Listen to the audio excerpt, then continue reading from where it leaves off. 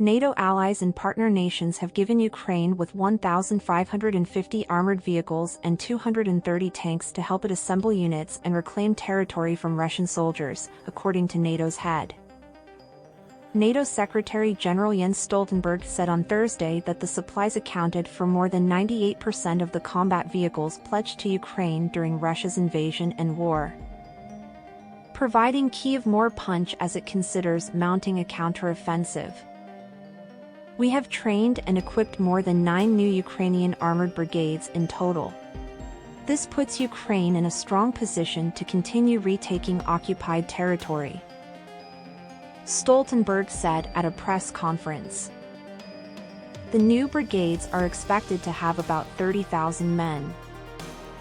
Ukraine's allies have reportedly given vast amounts of ammunition, and several NATO members, like Sweden and Australia, have provided armored vehicles. NATO members have also sent anti-aircraft systems and artillery, while Poland and the Czech Republic have provided Soviet-built MiG-29 fighter planes. Stoltenberg emphasized the unprecedented military support to Ukraine but warned that we should never underestimate Russia. He said that Moscow was mobilizing additional ground forces and was willing to send in thousands of troops with very high casualty rates. In the midst of what threatens to be a protracted battle, NATO members must stay the course and continue to provide Ukraine with what it requires to prevail, according to the alliance's head.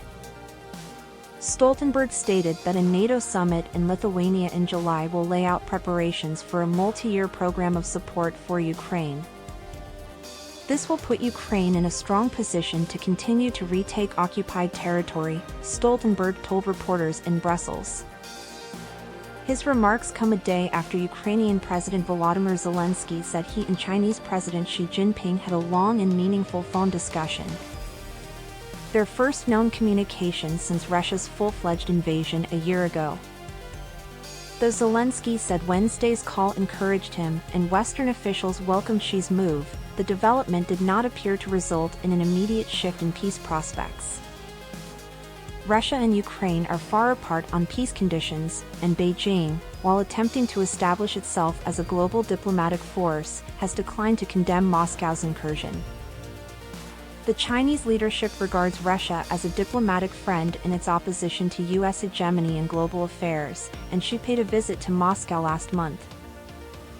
Perhaps this war will be resolved at the negotiating table, Stoltenberg remarked.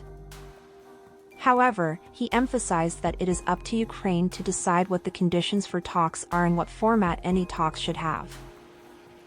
In any event, Stoltenberg stated that any possibility for meaningful negotiations requires that Ukraine has the necessary military strength to send a very clear message to President Putin that he will not win on the battlefield. Last week, NATO members gathered in Ramstein, Germany, for talks hosted by the U.S. to review the defense systems and supplies Ukraine has stated it requires. Zelensky has encouraged Western friends to send sophisticated fighter planes and long-range missiles to assist in repelling Russian soldiers. But NATO members have so far refrained from sending Western-made planes.